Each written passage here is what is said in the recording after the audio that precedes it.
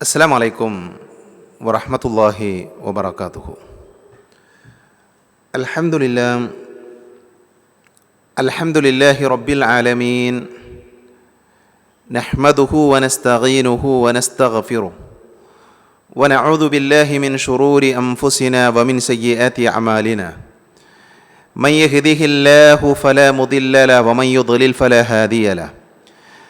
أشهد أن لا إله إلا الله وحده لا شريك له وأشهد أن محمدا عبده ورسوله. اللهم صل على محمد وعلى آل محمد كما صليت على إبراهيم وعلى آل إبراهيم إنك حميد مجيد.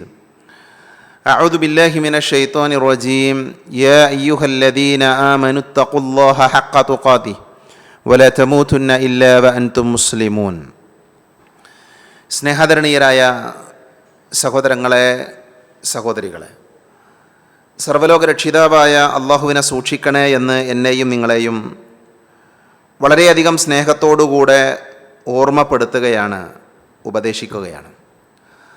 അള്ളാഹുവിൻ്റെ മഹത്തായ അനുഗ്രഹത്താൽ വിശുദ്ധ ഖുർആനിൻ്റെ തഫ്സീർ പഠിക്കുന്ന ക്ലാസ്സിലാണ് നമ്മളെല്ലാവരും ഒരുമിച്ചിരിക്കുന്നത്. അള്ളാഹു സുബ്ഹാനഹു വ തആല നമ്മളിൽ നിന്ന് ഇതൊരു സ്വാലിഹായ സൽക്കർമ്മമായി സ്വീകരിക്കുമാറാകട്ടെ. നമ്മൾ കഴിഞ്ഞ ക്ലാസ്സിൽ സൂറത്തുൽ ഇൻഫിത്വാറാണ് പഠിച്ചു കഴിഞ്ഞത്. വിശുദ്ധ ഖുർആനിലെ 82-ാമത്തെ അധ്യായമായിരുന്നു അത്. ഇൻഷാ അല്ലാഹ് ഇന്ന് നമ്മൾ വിശുദ്ധ ഖുർആനിലെ 81-ാമത്തെ അധ്യായം സൂറത്തു തക്വീറാണ് പഠിക്കാൻ വേണ്ടി ആരംഭിക്കുന്നത്. ഈ അധ്യായം മക്കയിൽ അവതീർണമായ അധ്യായമാണ്. ഈ അധ്യായത്തിൽ 29 ആയത്തുകളാണ് ആകെയുള്ളത്. വളരെ ചെറിയ ചെറിയ ആയത്തുകളാണ്. അതുകൊണ്ട് തന്നെ മനപ്പാടമില്ലാത്ത ആളുകൾ ഈ അധ്യായം മനപ്പാടമാക്കാൻ ശ്രദ്ധിക്കണമെന്ന് ആമുഖമായി ഓർമ്മപ്പെടുത്തുകയാണ്. ഈ അധ്യായത്തിലെ ചർച്ചാ വിഷയം പരലോകവുമായി ബന്ധപ്പെട്ട കാര്യമാണ്. ഇൻഷാ അല്ലാഹ് നമുക്കത് പറയാം. ഈ അധ്യായത്തിൻ്റെ പേരുകൾ, ഒന്ന് സൂറത്തു കുവ്വിറത്ത് എന്നീ അധ്യായത്തിന് പേരുണ്ട്. ഹദീസുകളിൽ നിന്ന് നമുക്കത് മനസ്സിലാക്കാൻ സാധിക്കും. അതേപോലെ തന്നെ സൂറത്തു തക്വീർ എന്നാണ് ഈ അധ്യായത്തിൻ്റെ അറിയപ്പെട്ട പേര്. അതേപോലെ തന്നെ ഈ അധ്യായത്തിലെ 1-ാമത്തെ ആയത്തിലേക്ക് ചേർത്ത് നബി സല്ലല്ലാഹു അലൈഹി വസല്ലമ സൂറത്തു ഇദശംസു കുവ്വിറത്ത് എന്നും ഈ അധ്യായത്തിന് നാമമുണ്ട് എന്ന് പണ്ഡിതന്മാർ വിശദീകരിച്ചത് നമുക്ക് കാണാൻ സാധിക്കും. വേറെയും ചില പേരുകൾ പല ആളുകളും പറഞ്ഞിട്ടുണ്ട്. പ്രബലമായ 3 പേരുകളാണ് ഞാൻ ശ്രദ്ധയിലേക്ക് കൊണ്ടുവന്നത്. ഈ അധ്യായത്തിൻ്റെ മഹത്വം എന്താണ്? ഈ അധ്യായത്തിൻ്റെ പ്രത്യേകതകൾ എന്തൊക്കെയാണ്? റസൂലുള്ളാഹി സ്വല്ലല്ലാഹു അലൈഹി വസല്ലമ ഈ അധ്യായത്തെക്കുറിച്ച് പറഞ്ഞ ഹദീസ് ഇമാം അഹ്മദ്, അതേപോലെ തന്നെ ഇമാം തുർമുദി, ഇമാം ഹാക്കിം എല്ലാവരും ഉദ്ധരിക്കുന്നുണ്ട്. നമ്മൾ പലതവണ കേട്ട ഒരു ഹദീസാണ്.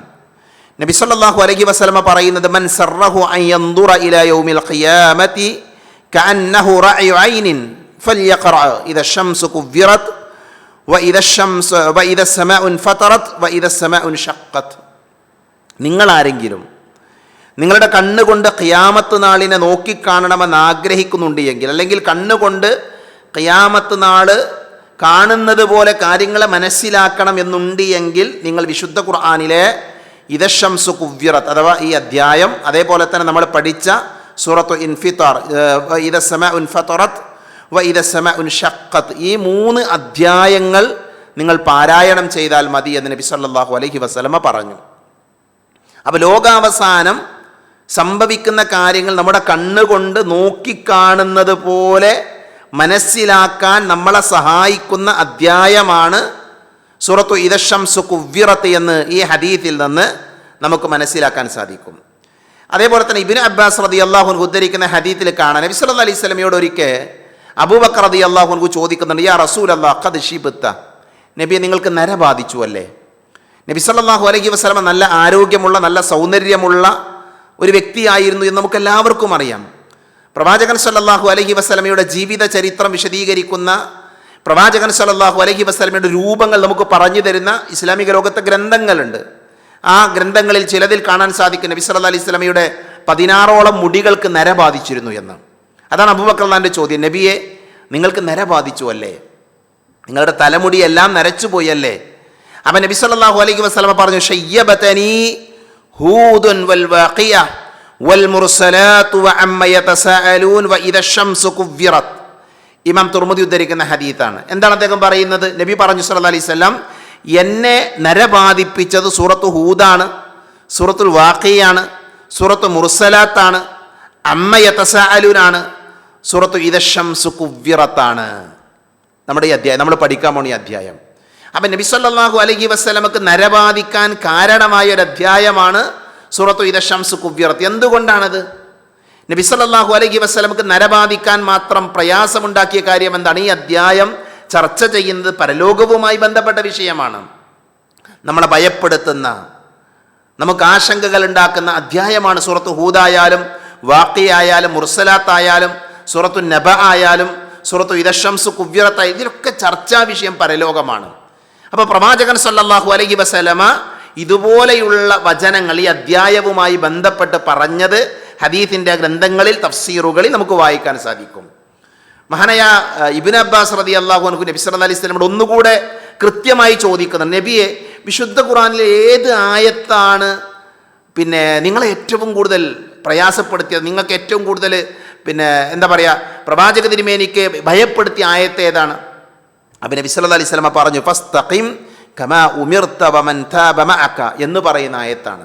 ആകയാൽ നീ കൽപ്പിക്കപ്പെട്ടതുപോലെ നേരെ നിൽക്കുക, ദീനിൽ അടിയുറച്ച് നിൽക്കുക. ഈ ആയത്താണ് വിശുദ്ധ ഖുർആനിൽ നബി സല്ലല്ലാഹു അലൈഹി വസല്ലമയെ ഏറെ ഭയപ്പെടുത്തിയത് എന്ന് ഈ ഹദീസുമായി ബന്ധപ്പെട്ട് തന്നെ നമുക്ക് വായിക്കാൻ സാധിക്കും.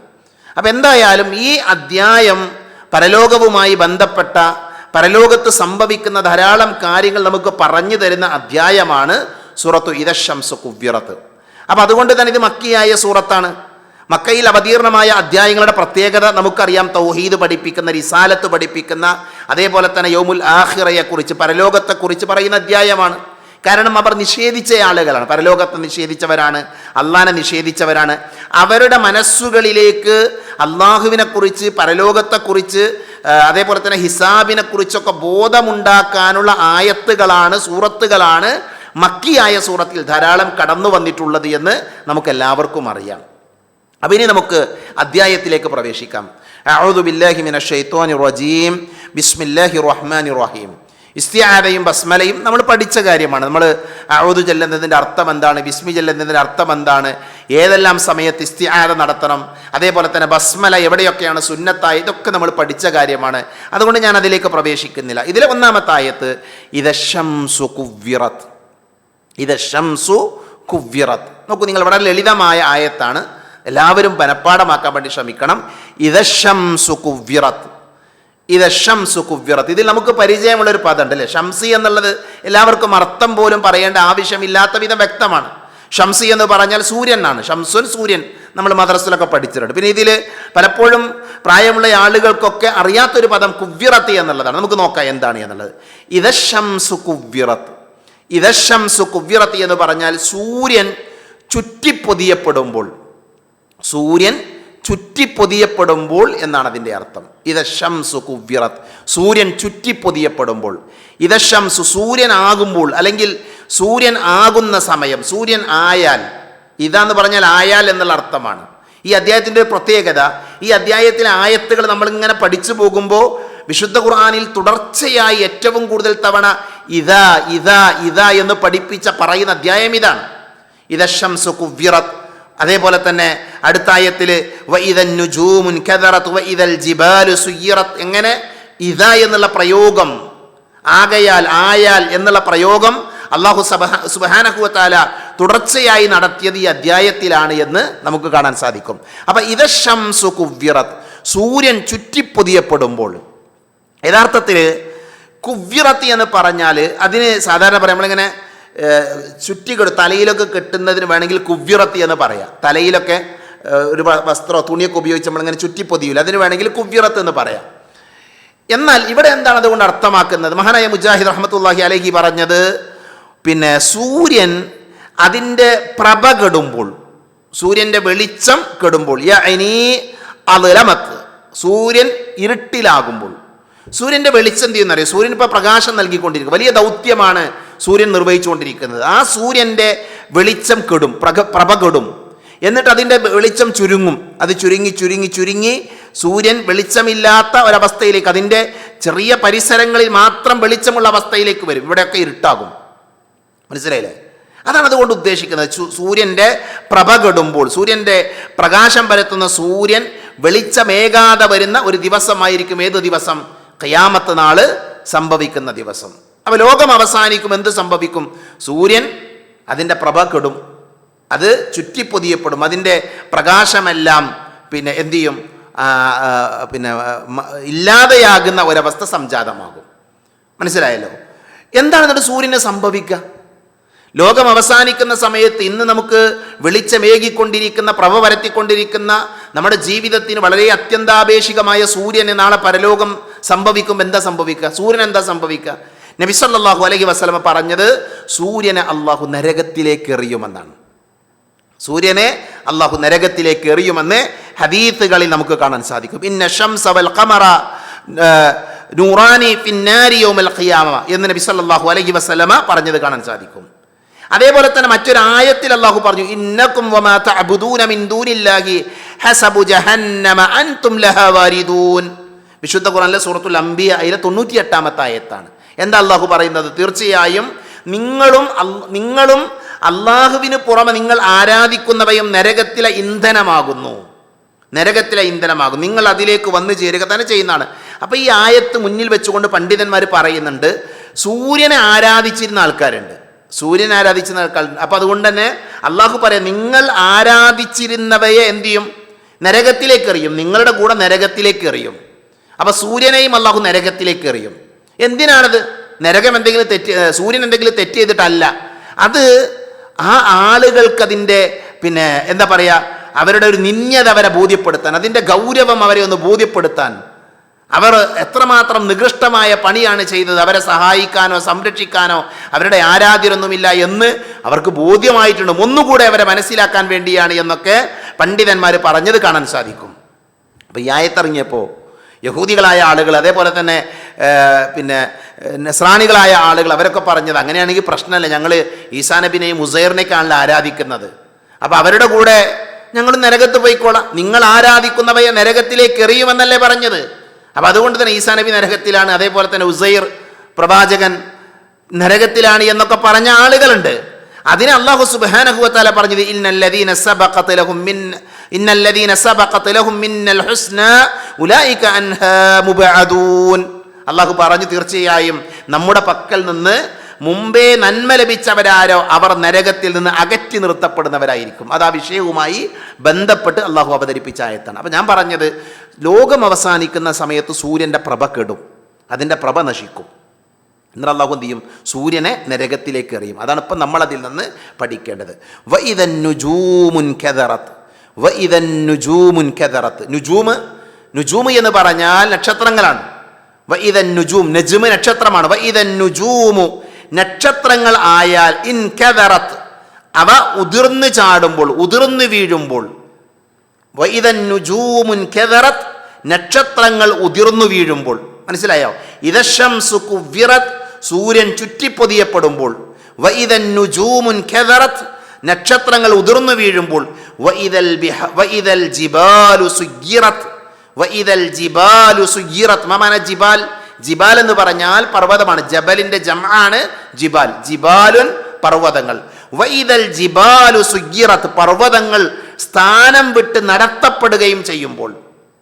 പർവ്വതങ്ങൾ സ്ഥാനം വിട്ട് നടത്തപ്പെടുകയും ചെയ്യുമ്പോൾ. ജിബാല് പർവ്വതങ്ങൾ. വഇദൽ ജിബാലു, പർവ്വതങ്ങളാകുമ്പോൾ. സുയ്യിറത്ത്, അവ നടത്തപ്പെടുമ്പോൾ എന്താ നമുക്ക് പറയാം? അപ്പം നോക്കൂ നിങ്ങൾ, ഇദശംസു കുവ്വിറത്, സൂര്യൻ അതിൻ്റെ പ്രഭ കെടുമ്പോൾ, സൂര്യൻ ചുറ്റിപ്പൊതിയപ്പെടുമ്പോൾ എന്താ സംഭവിക്കുക? ലോകം അവസാനിക്കുകയാണ്. അപ്പം അള്ളാഹു സൂര്യനെ പിടിച്ച് നരകത്തിലേക്ക് എറിയുമെന്ന് പറഞ്ഞു. അതേപോലെ തന്നെ നക്ഷത്രങ്ങൾ ഉതിർന്നു വീഴും. നക്ഷത്രങ്ങൾ ആകാശത്ത് നിന്ന് അലങ്കാരമാണ്. നമ്മൾ കഴിഞ്ഞ ക്ലാസ്സിൽ നക്ഷത്രങ്ങളുമായി ബന്ധപ്പെട്ട വിഷയങ്ങൾ പറഞ്ഞ് വിശദീകരിക്കുന്നില്ല. ആ അലങ്കാരമാകുന്ന നക്ഷത്രങ്ങളൊക്കെ എന്ത് ചെയ്യും? ഭൂമിയിലേക്ക് ഉതിർന്നു വീഴും, അത് താഴേക്ക് വീഴും, അതിൻ്റെ സൗന്ദര്യമെല്ലാം നശിക്കും, അത് തകർന്ന് തരിപ്പണമാകും. അതേപോലെ തന്നെ വഇദൽ ജിബാലു സുയ്യിറത്, പർവ്വതങ്ങളെ അല്ലാഹു സുബ്ഹാനഹു വ തആല ആണികളായി സംവിധാനിച്ചിരിക്കുകയാണ്. അല്ലാഹു ചോദിക്കുന്നു, വഇദൽ ജിബാലി കൈഫ നുസിബത്, പർവ്വതങ്ങളിലേക്ക് അവർ നോക്കുന്നില്ലേ? അവ എങ്ങനെയാണ് നാട്ടി നിർത്തിയിരിക്കുന്നത് എന്ന് വ്യക്തമായി കാണുന്ന രൂപത്തിൽ ഭൂമിയെ ഉറച്ചു നിർത്താൻ ഉപകരിക്കുന്നതും ഇളകാതെ നിർത്തുന്നതും ധാരാളം പ്രയോജനങ്ങൾ ഉള്ളതുമായ നിലയിലാണ് അള്ളാഹു പർവ്വതങ്ങളെ സംവിധാനിച്ചത് എന്ന് തഫ്സീറുകളിൽ നമുക്ക് വായിക്കാൻ പറ്റും. അതാണ് യാഥാർത്ഥ്യം, അതാണ് അല്ലേ. ഭൂമി ഉറച്ചു നിൽക്കുന്നത് എന്തുകൊണ്ടാ? ഭൂമിയെ പർവ്വതങ്ങളാകുന്ന ആണികൾ കൊണ്ട് അള്ളാഹു ഉറപ്പിച്ചു നിർത്തിയേക്കാണ്. അതേ രീതിയിലാണ് ആണി പിന്നെ ഭൂമിയിലേക്ക് ആഴ്ന്നിറക്കും അല്ലേ. ആണി അടിക്കുമ്പോൾ ഒരു പലകയിൽ ആണി അടിക്കുമ്പോൾ അടിയിലേക്ക് പോകും. അതേപോലെ പർവ്വതങ്ങൾ അടിയിലേക്കുണ്ട്, അതേപോലെ തന്നെ മുകളിലേക്കുണ്ട്. അങ്ങനെ പർവ്വതങ്ങൾ ആണികളായിട്ട് നിൽക്കാണ്.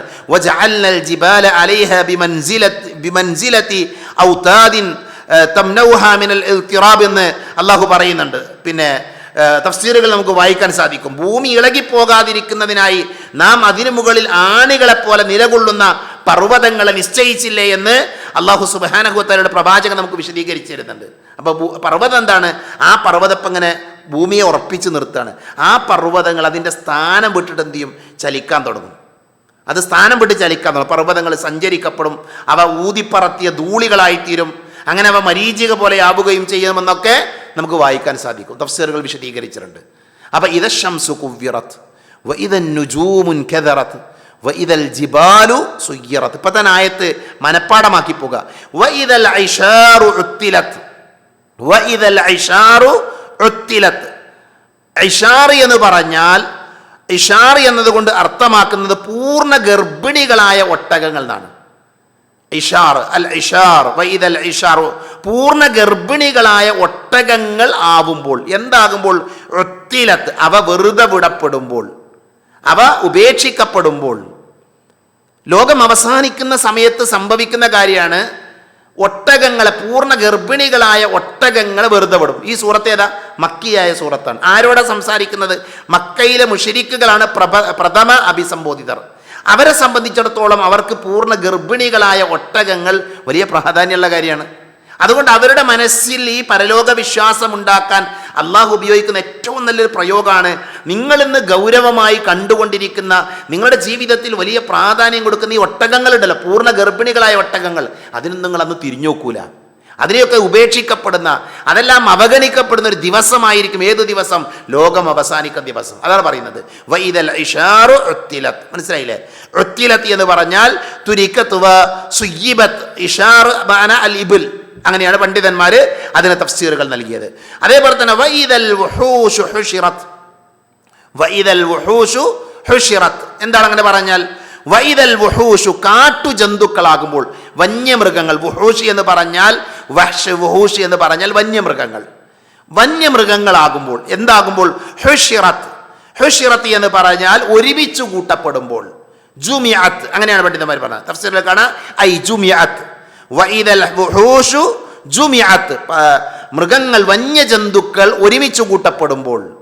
പ്രിയപ്പെട്ടവരെ, ലോകം അവസാനിക്കുമ്പോൾ നടക്കുന്ന കാര്യം പറയുന്നത്. സൂര്യൻ പ്രഭ കെടും, നക്ഷത്രങ്ങൾ ഉതിർന്നു വീഴും, പർവ്വതങ്ങൾ അതിന് സ്ഥാനചലനമുണ്ടാകും.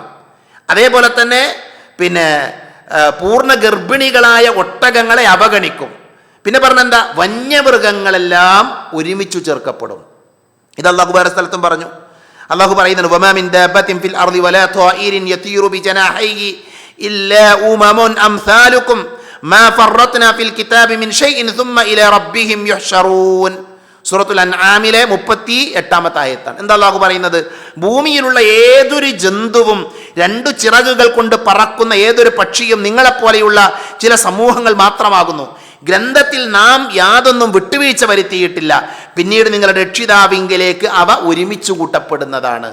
ലോകം അവസാനിക്കുമ്പോൾ എന്ത് ചെയ്യും? അതല്ല പറഞ്ഞത് സുമ്മ ഇലാ റബ്ബിഹിം യുഹ്ശറൂൻ, പിന്നെ അള്ളാഹുവിലേക്ക് ഒരുമിച്ച് കൂട്ടപ്പെടും. അതാണ് വന്യമൃഗങ്ങളെല്ലാം എന്ത് ചെയ്യും?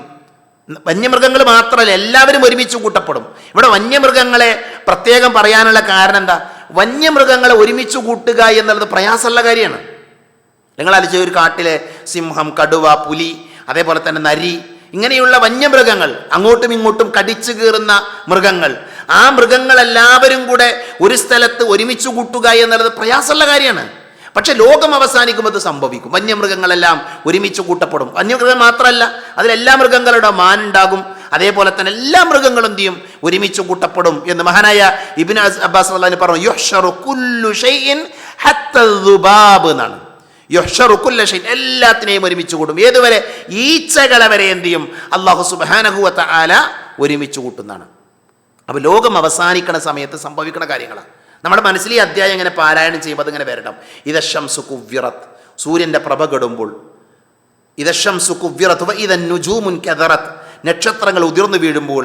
വഇദൽ ജിബാലു സുയ്യിറത്ത്, പർവ്വതങ്ങൾ അതിന് സ്ഥാനചലനം സംഭവിക്കുമ്പോൾ. വഇദൽ ജിബാലു സുയ്യിറത്ത് വഇദൽ ഇശാറു ഉത്തിലത്ത്, പൂർണ്ണ ഗർഭിണികളായ ഒട്ടകങ്ങൾ അവഗണിക്കപ്പെടുമ്പോൾ.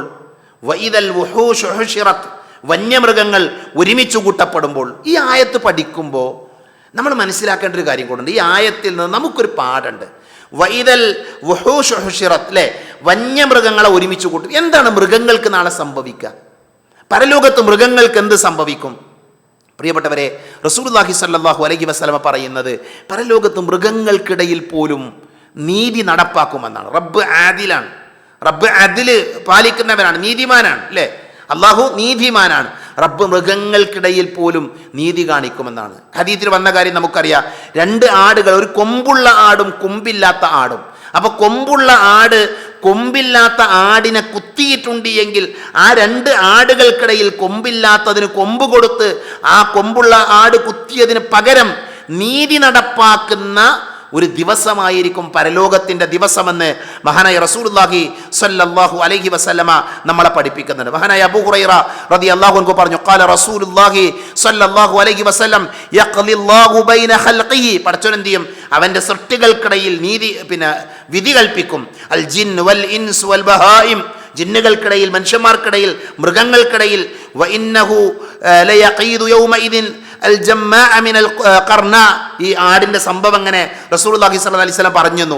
എന്നിട്ട് പറയും, ഇതെല്ലാം നടപ്പാക്കിയതിനു ശേഷം, മൃഗങ്ങൾക്കിടയിൽ ആ നീതിയെല്ലാം നടപ്പാക്കിയതിനു ശേഷം, കൂനു തുറാബ, അവരോട് മണ്ണാകാൻ പറയും. അവരോട് മണ്ണാകാൻ വേണ്ടി പറയും. ഫഇൻദ ദാലിക യഖൂലുൽ കാഫിർ, അത് കേൾക്കുമ്പോൾ കാഫിറുകളായ ആളുകൾ പറയുന്ന, യാ ലൈതനി കുൻതു തുറാബ, ഞാൻ മണ്ണായിരുന്നെങ്കിൽ എത്ര നന്നായേനെ. പക്ഷെ മനുഷ്യന് മണ്ണാവൂല. മൃഗങ്ങൾ അവർക്കിടയിൽ നീതി കൽപ്പിച്ച് നീതിപൂർവമുള്ള തീർപ്പുണ്ടാക്കി അവരോട് എന്ത് ചെയ്യും? മണ്ണാകാൻ വേണ്ടി. റബ്ബിൻ്റെ യുക്തിയാണ്, റബ്ബിൻ്റെ തീരുമാനമാണ്. മനസ്സിലായില്ലേ? എന്നിട്ട് എന്ത് ചെയ്യുന്നു? അല്ലാഹു സുബ്ഹാനഹു വ തആല മനുഷ്യരെയും ജിന്നുകളെയും ഒക്കെ അവരുടെ പ്രവർത്തികളുടെ അടിസ്ഥാനത്തിൽ അവർക്ക് രക്ഷയാണെങ്കിൽ രക്ഷ, ശിക്ഷയാണെങ്കിൽ ശിക്ഷ. അപ്പം എന്താ അതിൽ നിന്നുള്ള പാടെന്താ? മൃഗങ്ങൾക്കിടയിൽ പോലും അല്ലാഹു സുബ്ഹാനഹു വ തആല നീതി നടപ്പിലാക്കുമെങ്കിൽ എത്രമാത്രം മനുഷ്യരുടെ ഇടയിൽ റബ്ബ് നീതി നടപ്പിലാക്കും. എത്ര ഗൗരവത്തിലാണ് നമ്മൾ ആ വിഷയത്തെ കാണേണ്ടത്. അതുകൊണ്ട് തന്നെ നമ്മൾ ഒരാളോടും അന്യായം കാണിക്കാൻ പാടില്ല. നമ്മൾ അവിഹിതമായി ഒരാളത് എന്തെങ്കിലും എടുത്താൽ പരലോകത്ത് അത് ചോദ്യമുണ്ട്. പ്രിയപ്പെട്ടവരെ, അള്ളാഹു അത് ചോദിക്കും. റസൂലുള്ളാഹി സ്വല്ലല്ലാഹു അലൈഹി വസല്ലമ പറയുന്നത്, നാളെ പരലോകത്ത് ചില ആൾക്കാരെ കൊണ്ടുവരുന്നതാണ്. ചില ആൾക്കാർ, ഇപ്പോൾ ഒട്ടകത്തെ മോഷ്ടിച്ച ആൾക്കാരുണ്ടാവും. അവരുടെ മുതുകിൽ ഒട്ടകവുമായിട്ട് അവർ വരുന്ന, ആ ഒട്ടകം ഇങ്ങനെ കരഞ്ഞുകൊണ്ടിരിക്കുന്ന നബി സല്ലല്ലാഹു അലൈഹി വസല്ലം പറഞ്ഞു. കുതിരയെ മോഷ്ടിച്ച ആളുകൾ ആ കുതിരയെ വഹിച്ചുകൊണ്ട് വരുന്നതാണ്. ആ കുതിര അതിൻ്റെ മുകളിൽ നിന്ന് ശബ്ദം ഉണ്ടാക്കും. അതേപോലെ തന്നെ ആടിനെ മോഷ്ടിച്ച ആളുകൾ. അങ്ങനെ എന്താണ് നമ്മൾ അന്യായമായി അപഹരിച്ചത്, അതുമായി നാളെ നമ്മൾ പരലോകത്ത് വരും. ഒരു അറാക്കിൻ്റെ കൊള്ളിയാണെങ്കിൽ ആ കൊള്ളിയായിട്ട് നമ്മൾ വരും. അതുകൊണ്ട് നല്ലോണം സൂക്ഷിക്കണം നമ്മൾ. ഈ ആയത്ത് നമ്മൾ പഠിക്കുമ്പോൾ നമ്മളെ ഭയപ്പെടുത്തേണ്ട, നമ്മൾ ചിന്തിക്കേണ്ട കാര്യമാണ്. പരലോകത്ത് അന്യായം പ്രവർത്തിച്ചു വന്നാൽ റബ്ബ് നീതി നടപ്പിലാക്കും, ഉറപ്പാണ്. അതുകൊണ്ട് തന്നെ വല്ല അപാകതകളും നമ്മുടെ അടുക്കലൊക്കെ സംഭവിച്ചിട്ടുണ്ടെങ്കിൽ അള്ളാഹുവിലേക്ക് നമ്മൾ ഖേദിച്ച് മടങ്ങുക. ആളുകളോട് നമ്മൾ ദ്രോഹം ചെയ്തിട്ടുണ്ട് എങ്കിൽ അവരോട് നമ്മൾ മാപ്പ് ചോദിക്കുക. അവിഹിതമായി നമ്മൾ എന്തെങ്കിലുമൊക്കെ എടുത്തിട്ടുണ്ട് എങ്കിൽ അത് നമ്മൾ തിരിച്ചു കൊടുക്കുക. മനസ്സിലായില്ലേ? എന്നിട്ട് നമ്മൾ പരലോകത്ത് എത്താൻ വേണ്ടി ശ്രദ്ധിക്കണമെന്ന ഒരു പാഠം കൂടെ ഈ ആയത്ത് നമ്മളെ പഠിപ്പിക്കുന്നുണ്ട്. അപ്പോൾ നോക്കൂ നിങ്ങൾ, വഇദൽ ഇശാറു ഉത്തിലത് വഇദൽ വുഹൂഷു ഹുശിറത് വഇദൽ ബിഹാറു സുജ്ജിറത് വഇദൽ ബിഹാറു സുജ്ജിറത്, സമുദ്രങ്ങൾ തിളച്ചു മറിക്കപ്പെടുകയും ചെയ്യുമ്പോൾ, ലോകം അവസാനിക്കുന്ന സമയത്ത് എന്ത് സംഭവിക്കും? വൈദൽ ബിഹാറു സുജ്ജിറത്ത്. സാധാരണ അഗ്നിയെ തണുപ്പിക്കൽ എന്തുകൊണ്ടാണ്? വെള്ളം കൊണ്ടാണ്. അപ്പം ലോകം അവസാനിക്കുന്ന സമയത്ത് ഈ വെള്ളത്തിന് തീ പിടിച്ചാൽ എന്തേക്കാരവസ്ഥ? പിന്നെ എന്തുകൊണ്ട് അതിനെ അണക്കുക? മനസ്സിലായോ? അതിൻ്റെ ഗൗരവം നോക്കൂ നിങ്ങൾ. അതാ നബി പറഞ്ഞു, നിങ്ങളുടെ കണ്ണുകൊണ്ട് ലോകാവസാനം കാണുന്നത് പോലെ പിന്നെ കാണണമെങ്കിൽ നിങ്ങൾ സൂറത്തുൽ കുവ്വിറത്ത് ഓതിയാൽ മതി. പർവ്വതങ്ങൾ സ്ഥാനചലനം സംഭവിക്കും. അപ്പോൾ നമ്മൾ കണ്ടില്ലേ, എത്ര ചെറിയ സെക്കൻഡുകൾ കൊണ്ടാണ് ഒരു കുന്ന് ഇടിഞ്ഞു വന്ന് എത്ര വീടുകളെ തകർത്തത് അല്ലേ? എത്ര വീടുകളെ തകർന്നത്, എത്ര ചെറിയ സമയമാണ് എടുത്തത്, എത്ര വലിയ കല്ലുകളാണ് ഒഴുകി വന്നത്. ഇതൊരു ചെറിയ ഭാഗമാണല്ലേ. ചെറിയ വയനാട് ജില്ലയിലെ മുണ്ടക്കൈ ചൂരൽമല എന്ന് പറയുന്ന പ്രദേശം ഒരു ചെറിയ പ്രദേശം. ആ പ്രദേശത്തുള്ള കുറച്ച് സമയം നീണ്ടു നിന്ന ഒരു പ്രവൃത്തിയിലൂടെ എന്തൊക്കെ ദുരിതങ്ങൾ ഉണ്ടായി, എത്ര കോടിക്കണക്കിന് രൂപയുടെ നഷ്ടം ഉണ്ടായത്. അപ്പോൾ ഈ ലോകം മുഴുവനും അതേപോലെ ആകുമ്പോഴോ എന്തായിരിക്കും അതിൻ്റെ ഭീകരത? എന്തായിരിക്കും? അതാണ് അള്ളാഹു പറയുന്നത്, വൈദൽ ബിഹാറു സുജ്ജിറത്ത്, പിന്നെ സമുദ്രങ്ങൾ തിളച്ചു മറിക്കപ്പെടുകയും ചെയ്യുമ്പോൾ, വൈദൻ നുഫൂസു സുവ്വിജത്ത്, വൈദൻ നുഫൂസു സുവ്വിജത്ത്, ആത്മാക്കൾ ഇണക്കപ്പെടുകയും ചെയ്യുമ്പോൾ. ലോകം അവസാനിക്കുമ്പോൾ സംഭവിക്കുന്ന കാര്യങ്ങളാണ്. അപ്പോൾ ലോകം ഇങ്ങനെ അവസാനിക്കുകയാണ്. സൂര്യൻ തകർന്നു, നക്ഷത്രങ്ങൾ തകർന്നു, പർവ്വതങ്ങൾ തകർന്നു, അതേപോലെ തന്നെ പിന്നെ സമ്പത്തൊക്കെ ഉപേക്ഷിക്കപ്പെടുകയാണ്, പർവ്വതങ്ങൾ പിന്നെ കടലുകളെ തിളച്ചു മറിയാണ്, കത്തിക്കപ്പെടുകയാണ്. ആ സമയത്ത് നടക്കുന്നൊരു കാര്യമാണ് എന്ത്? വൈദൻ നുഫൂസു സുവ്വിജത്ത്, ആത്മാക്കൾ ഇണക്കപ്പെടുകയും ചെയ്യുമ്പോൾ. നഫ്സ് ആത്മാവ്, വൈദൻ നുഫൂസ് ആത്മാക്കൾ, ദേഹങ്ങൾ, ആളുകൾ ആകുമ്പോൾ. എങ്ങനെ? സുവ്വിജത്ത്, ഇണക്കപ്പെടുക. എന്താതുകൊണ്ട് ഉദ്ദേശിക്കുന്നത്? പണ്ഡിതന്മാർ പറഞ്ഞത് വ്യത്യസ്തമായ അഭിപ്രായങ്ങൾ ഈ വിഷയത്തിൽ പറഞ്ഞിട്ടുണ്ട്. അതിൽ ഒന്ന്, ഇപ്പോൾ ലോകത്ത് നല്ല മനുഷ്യന്മാരുണ്ട്, അതേപോലെ തന്നെ ചീത്ത ആത്മാക്കളുണ്ട്, നല്ല മനുഷ്യന്മാരും മോശമായ ആൾക്കാരുണ്ട്. അതുകൊണ്ട് തന്നെ നല്ല മനുഷ്യന്മാരെല്ലാവരും ഒരുമിച്ച് കൂട്ടപ്പെടും ആ ദിവസം. അതേപോലെ തന്നെ ചീത്ത ആളുകളെല്ലാം പരലോകത്ത് എന്ത് ചെയ്യും? ഒരുമിച്ച് കൂട്ടപ്പെടും. അതിനെയാണ് ഉദ്ദേശിക്കുന്നത് യുഖർനു ബൈന റജുലി സ്വാലിഹി മഅ റജുലി സ്വാലിഹ് വയുഖർന ബൈന റജുലി സൂഇ മഅ റജുലി സൂഇ ഫിന്നാർ എന്ന് എന്ത് ചെയ്തിട്ടുണ്ട്? പണ്ഡിതന്മാർ അതിന് വിശദീകരണം നൽകിയിട്ടുണ്ട്.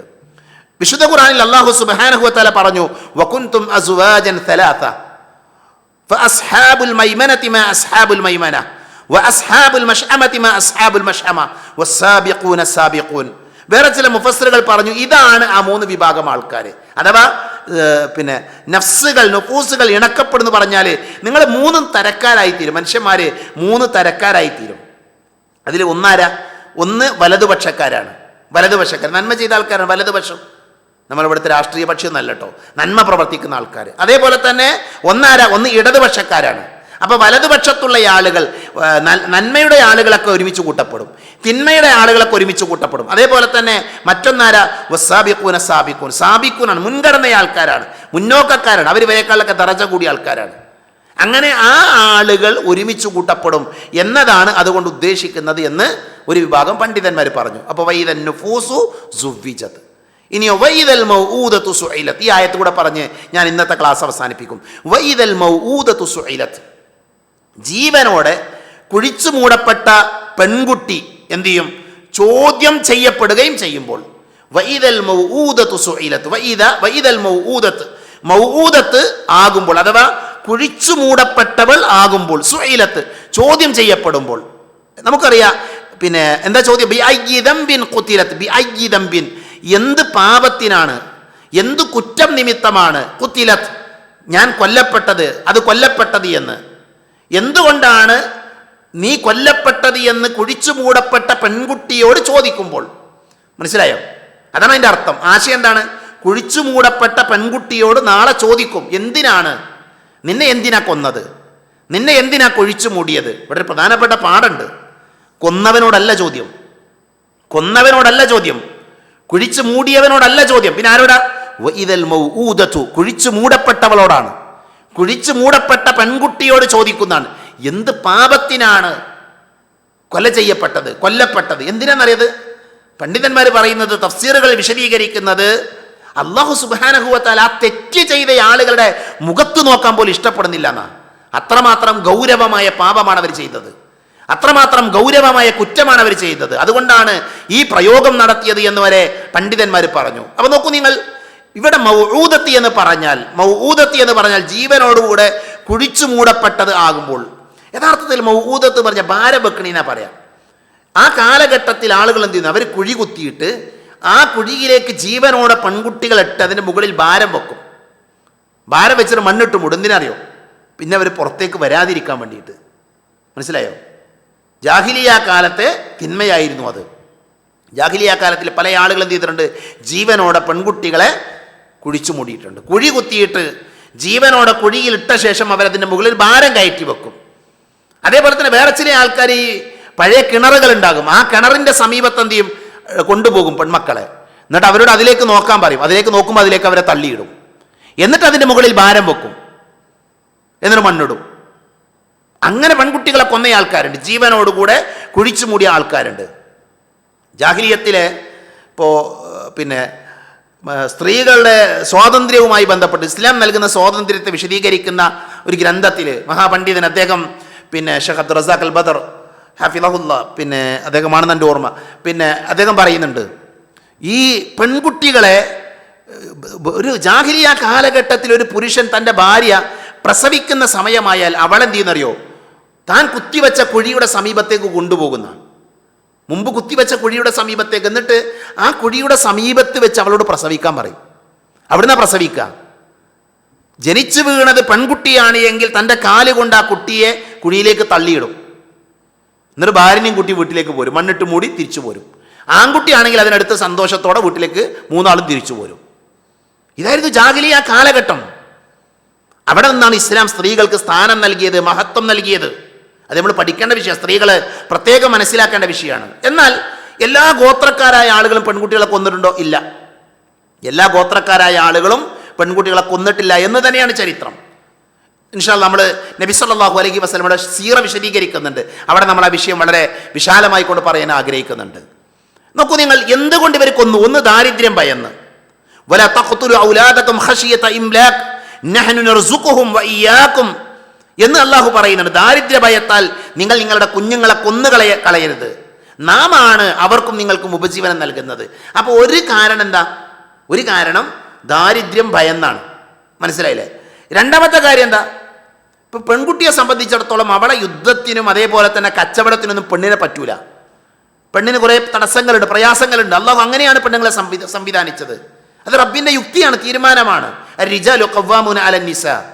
അപ്പൊ അതുകൊണ്ട് തന്നെ സ്ത്രീകൾ പെൺകുട്ടികൾ അവർക്ക് ഭാരമായി തോന്നി, അതുകൊണ്ട് അവർ പെൺകുട്ടികളെ കൊന്നു. അതേപോലെ തന്നെ അപമാനം ഭയന്ന് പെൺകുട്ടി ഉണ്ടായാൽ അപമാനം ഉണ്ടാകുന്ന എന്ത് ചെയ്തു? അവർ വിചാരിച്ചു. അതിന് ചില കാരണങ്ങളുണ്ട്. ഇപ്പം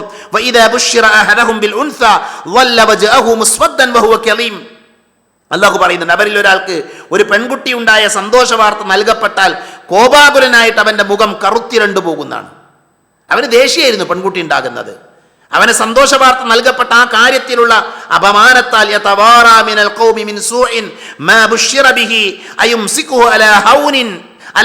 എന്ന് പറഞ്ഞ് അല്ലാഹു വിശദീകരിക്കുന്നുണ്ട്. അപമാനമായിരുന്നു പെൺകുട്ടിയെ. അങ്ങനെ അപമാനമായി കൊണ്ട് പെൺകുട്ടികളെ കണ്ടു. അതായിരുന്നു കൊല്ലാനുള്ളൊരു കാരണം. ഈ ജാഹിലിയത്തിലെ ആദ്യത്തെ കൊല എന്ന് പറഞ്ഞാൽ, ആദ്യത്തെ പെൺകുട്ടിയെ കൊന്നത് എന്ന് പറഞ്ഞാൽ, അറേബ്യൻ ഗോത്രങ്ങളെ പലപ്പോഴും പല ആളുകളും ഈ യുദ്ധങ്ങളും ആക്രമണങ്ങളും കൊള്ളയടിക്കലൊക്കെ ഉണ്ടാകും. അപ്പോൾ അറേബ്യൻ ഗോത്രത്തിലെ ഒരു കുടുംബത്തെ എന്ത് ചെയ്തു? കുറച്ച് ആൾക്കാർ ആക്രമിച്ചു. അങ്ങനെ വീട്ടുകാരെയൊക്കെ ബന്ദിയാക്കി.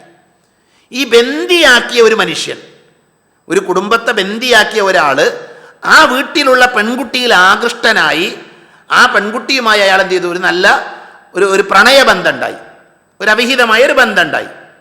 എന്നിട്ട് അയാൾ പറഞ്ഞു, പെൺകുട്ടിക്ക് അയാൾ സ്വാതന്ത്ര്യം കൊടുത്തു, വാപ്പാൻ്റെ കൂടെ പോകാം, എൻ്റെ കൂടെ വരാം. അപ്പോൾ ആ പെൺകുട്ടി എന്ത് ചെയ്തു? ബാപ്പാനെ ഒഴിവാക്കിയിട്ട് ഇയാളുടെ കൂടെ പോയി. മനസ്സിലായോ? ബാപ്പയെ ഒഴിവാക്കി അയാളെ തിരഞ്ഞെടുത്തു. അപ്പോൾ സ്വാഭാവികമായിട്ടും അതൊരു അപമാനമാണ്. പെൺകുട്ടി ഉണ്ടായാൽ ഇങ്ങനത്തെ ഒരു പ്രശ്നമുണ്ട് എന്നവരുടെ മനസ്സിൽ വന്നു. അതൊരു കൊലപാതകത്തിന് കാരണമാണ് എന്നൊക്കെ പണ്ഡിതന്മാർ പറയുന്നുണ്ട്. ഖൈസ് ബിൻ ആസിം അദ്ദേഹം പറയുന്നുണ്ട്, നബി സല്ലല്ലാഹു അലൈഹി വസല്ലമയുടെ സമീപത്ത് വന്നിട്ട് പറഞ്ഞു, ഞാൻ 8 പെൺകുട്ടികൾ, അയാൾക്കുണ്ടായ 8 പെൺകുട്ടികളെ കൊന്നു. വേറെ ചില റിവായത്ത് പറയാം 13 പെൺകുട്ടികളെ കൊന്നു എന്നൊക്കെ പറയുന്നുണ്ട്. ഇങ്ങനെ കൊന്ന ആളുകളുണ്ട്. പെൺകുട്ടികളെ ജീവനോടുകൂടെ കൊഴിച്ചുകൂടിയ ആൾക്കാരുണ്ട്. ഇപ്പോൾ ഉമർ റളിയല്ലാഹു അൻഹുവിൻ്റെ ചരിത്രത്തിലേക്ക് ചേർത്ത് ഉമർ റളിയല്ലാഹു അൻഹു പെൺകുട്ടിയെ കൊന്നു എന്ന് പറയുന്ന ഒരു ചരിത്രമുണ്ട്. അത് പല പണ്ഡിതന്മാർ വിശദീകരിച്ചിട്ടുണ്ട്. പല ആൾക്കാർ ഇത് സ്വഹീഹ് എന്ന് പറഞ്ഞിട്ടുണ്ട്, വേറെ ചില ആൾക്കാർ ലഈഫ് എന്ന് പറഞ്ഞിട്ടുണ്ട്. എന്തായാലും നമ്മൾ ആ ചരിത്രം ഉദ്ധരിക്കുന്നില്ല. ഉമർ റളിയല്ലാഹുവിലേക്ക് ചേർത്ത് പറഞ്ഞ ആൾക്കാരുണ്ട്, ആ ചരിത്രം സ്വീകാര്യമാണെന്ന് പറഞ്ഞവരും അല്ല എന്ന് പറഞ്ഞവരുണ്ട്. അപ്പോൾ അതുകൊണ്ട് തന്നെ അതൊരു അഖീദയുടെ വിഷയം അല്ലാത്തതുകൊണ്ട് നമ്മൾ എന്ത് ചെയ്യും? നമ്മൾ ആ വിഷയം ഒഴിവാക്കുന്നു, നമ്മളത് പറയുന്നില്ല. എന്നാൽ ആ പെൺകുട്ടികളെ കൊല്ലുന്ന പ്രവണത അവിടെ എല്ലാവർക്കും ഇല്ല എന്ന് ഞാൻ പറഞ്ഞു. അതോടൊപ്പം തന്നെ ആ കൂട്ടത്തിൽ നല്ല മനുഷ്യന്മാരുണ്ടായിരുന്നു. ഫർസ്ദഖ് എന്ന് പേരുള്ള ഒരു കവി ഉണ്ടായിരുന്നു. ആ കവിയുടെ വല്യാപ്പ, ആ കവി പറയുന്നത്, എൻ്റെ വല്യപ്പ എന്ത് ചെയ്യായിരുന്നു? 360ഓളം പെൺകുട്ടികളെ കൊല്ലാൻ വേണ്ടി കൊണ്ടുപോകുന്ന പെൺകുട്ടികളെ മോചിപ്പിച്ചിട്ടുണ്ട്. പൂർണ്ണ ഗർഭിണികളായ ഒട്ടകങ്ങളെ ആ പെൺകുട്ടിൻ്റെ ബാപ്പാക്ക് നൽകിയിട്ട് മോചിപ്പിച്ചിട്ടുണ്ട് എന്ന് അദ്ദേഹം പറയുന്നത് കാണാൻ പറ്റും. അതേപോലെ തന്നെ Zaid bin Amr bin Nufail, ജാഹിലിയത്തിലെ ചരിത്രം നമ്മൾ വായിക്കുമ്പോൾ ജാഹിലിയത്തിലെ ഹനീഫിയത്ത് സ്വീകരിച്ച, ഇബ്രാഹിം നബിയുടെ മില്ലത്ത് സ്വീകരിച്ച പ്രമുഖനായ വ്യക്തിയാണ് ആയത്? Zaid bin Amr bin Nufail. നബി പറയുന്നുണ്ട് ഇയാൾ നാളെ പരലോകത്തൊരു ഉമ്മത്തായിട്ട് വരും എന്ന് പറയുന്നുണ്ട്. ഈസാ നബിയുടെയും എൻ്റെയും കാലത്തിൻ്റെ ഇടയിലെ ഒരു ഉമ്മത്തായി, ഏകനായി ഒരു ഉമ്മത്തായി അയാൾ വരും. അയാൾ ഒറ്റക്കാണ്, പക്ഷേ ഒരു ഉമ്മത്തായി വരും എന്ന് പറഞ്ഞിട്ടുണ്ട്. തൗഹീദുള്ള ആളായിരുന്നു അദ്ദേഹം. എന്ത് ചെയ്തിരുന്നു? അദ്ദേഹം പിന്നെ ജാഹിലിയത്തിലെ പല തിന്മകളിലും അദ്ദേഹം പങ്കെടുത്തില്ല. തിന്മകളിൽ നിന്നൊക്കെ മാറിയുന്ന ആളാണ്. ഈ പെൺകുട്ടികളെ കൊല്ലുന്ന പ്രവണത അദ്ദേഹം എതിർത്തു. ആ പെൺകുട്ടികൾ കൊല്ലരുത് എന്ന് പറഞ്ഞു. ആ കൊല്ലാൻ പോകുന്ന ആളുകളോട് പറയും, നിങ്ങളെ അവളെ കൊല്ലണ്ട, എനിക്ക് തരും, ഞാൻ വളർത്തിക്കോളാം, ഞാൻ അവളെ സംരക്ഷിച്ചോളാം, എന്നിട്ട് വലിയ കുട്ടിയാകുമ്പോൾ നിങ്ങൾക്ക് വേണമെങ്കിൽ നിങ്ങൾക്ക് തന്നെ തിരിച്ചു തരാം, നിങ്ങൾ കൊല്ലരുത് എന്ന് അദ്ദേഹം പറയുമായിരുന്നു എന്നെന്ത് ചെയ്തിട്ടുണ്ട്? പറഞ്ഞിട്ടുണ്ട്. അപ്പോൾ നോക്കൂ നിങ്ങൾ, വൈദൽ മൗഊദതു സുഇലത് ബിഅയ്യി ദംബിൻ ഖുതിലത്, കൊല്ലപ്പെട്ട പെൺകുട്ടി അവളോട് ചോദിക്കും, എന്തിനാണ്, എന്ത് പാപം ചെയ്തിട്ടാണ് നിന്നെ കൊന്നത്, കൊല ചെയ്യപ്പെട്ടത്? അപ്പം ഇത് ജാഹിലിയത്തിലെ വലിയ തിന്മയാണ്. ഇന്നും ഇതുണ്ട് അല്ലേ? അവര് ജാഹിലിയ കാലഘട്ടത്തിലെ ആളുകൾ ജനിക്കാനുള്ള അവകാശം കൊടുത്തു. അവർ പിറന്നതിന് ശേഷമാണ് എന്ത് ചെയ്തത്? കൊന്നത്.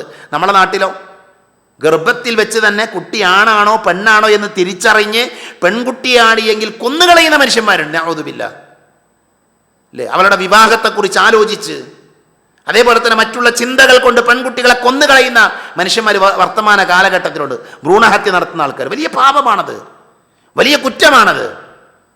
മനസ്സിലായി? അതുകൊണ്ട് തന്നെ നമ്മളിതിൻ്റെ ഗൗരവമൊക്കെ നമ്മൾ മനസ്സിലാക്കണം. നമ്മുടെ അടുക്കൽ നിന്ന് പാപങ്ങളില്ലാതെ, തെറ്റുകളില്ലാതെ അള്ളാഹിനെ കണ്ടുമുട്ടാൻ നമുക്ക് വരണം. മക്കളെക്കുറിച്ച് അള്ളാഹു പറഞ്ഞ ഹിബത്ത് എന്നാണ്. ഹിബത്ത് എന്ന് പറഞ്ഞ സമ്മാനം എന്നാണ്. പടച്ചോൻ നമുക്ക് നൽകുന്ന സമ്മാനമാണ് മക്കൾ. മനസ്സിലായോ?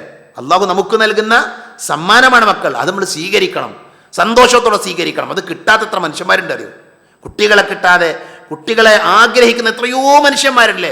അവരുടെ വേദന എത്രയാണ്. അതുകൊണ്ട് പ്രിയപ്പെട്ടവരെ, ലോകം അവസാനിക്കുന്ന സമയത്ത് സംഭവിക്കുന്ന കാര്യങ്ങളാണ് നബി സല്ലല്ലാഹു അലൈഹി വസല്ലമ ഈ അധ്യായത്തിലൂടെ നമുക്ക് പറഞ്ഞു തരുന്നത്. ഈ അധ്യായത്തിലെ 9 ആയത്തുകൾ ഇപ്പം നമ്മൾ പറഞ്ഞു. ഇനി 20 ആയത്തുകൾ കൂടെ ബാക്കിയുണ്ട്. നമുക്ക് നോക്കാം. ഒന്നെങ്കിൽ 2 ക്ലാസ്സുകൾ കൊണ്ട് നമുക്ക് എന്ത് ചെയ്യാം? പൂർത്തിയാക്കാം. അപ്പോൾ ഈ ആയത്ത്, ഈ സൂറത്ത് ഇങ്ങനെ ഓതുമ്പോൾ മനസ്സിൽ വരണം. ഇദ ശംസു കുവ്വിറത് വഇദ നുജൂമു കദറത് വഇദൽ ജിബാലു സുയ്യിറത് വഇദൽ ഇശാറു ഉത്തിലത് വഇദൽ വുഹൂഷു ഹുശിറത് വഇദൻ നുഫൂസു സുവ്വിജത് വഇദൽ മൗഊദതു സുഇലത് ബിഅയ്യി ദംബിൻ ഖുതിലത് എന്നിങ്ങനെ ഈ ആയത്ത് എന്ത് ചെയ്യണം? അതിൻ്റെ അർത്ഥങ്ങൾ ഇങ്ങനെ മനസ്സിലേക്ക് വരണം. ലോകം അവസാനിക്കുമ്പോൾ സംഭവിക്കുന്ന കാര്യങ്ങൾ, അതിൽ നമുക്ക് പഠിക്കാനുള്ള പാഠങ്ങൾ, അങ്ങനെ ഖുർആനിൻ്റെ ആശയങ്ങൾ സത്യസന്ധമായി ഉൾക്കൊണ്ട് ജീവിക്കുന്ന നല്ല വിശ്വാസികളുടെ കൂട്ടത്തിൽ അള്ളാഹു എന്നെയും നിങ്ങളെയും ഉൾപ്പെടുത്തി അനുഗ്രഹിക്കുമാറാകട്ടെ. അറിഞ്ഞുമറിയാതെയും നമ്മുടെ ജീവിതത്തിൽ സംഭവിച്ചു പോയ ചെറുതും വലുതുമായ എല്ലാ തെറ്റുകുറ്റങ്ങളും അള്ളാഹു പുറത്തു മാപ്പാക്കി തരുമാറാകട്ടെ. രോഗം കൊണ്ട് ബുദ്ധിമുട്ടുന്നവർക്ക് അള്ളാഹു ശിഫ നൽകുമാറാകട്ടെ. മരണപ്പെട്ടു പോയവർക്ക് അള്ളാഹു മഗ്ഫിറത്ത് നൽകി അനുഗ്രഹിക്കുമാറാകട്ടെ. അള്ളാഹു മഗ്ഫിർ ലിൽ മുഅ്മിനീന വൽ മുഅ്മിനാത്ത് വൽ മുസ്ലിമീന വൽ മുസ്ലിമാത്ത് അൽ അഹ്യാഅ മിൻഹും വൽ അംവാത്ത്. അല്ലാഹുമ്മ അജ്രിനാ മിനൻ നാർ. اللهم أجرنا من النار. اللهم أجرنا من النار. ربنا آتنا في الدنيا حسنة وفي الآخرة حسنة وقنا عذاب النار. آمين آمين برحمتك يا أرحم الراحمين. وآخر دعوانا الحمد لله رب العالمين. السلام عليكم ورحمة الله وبركاته.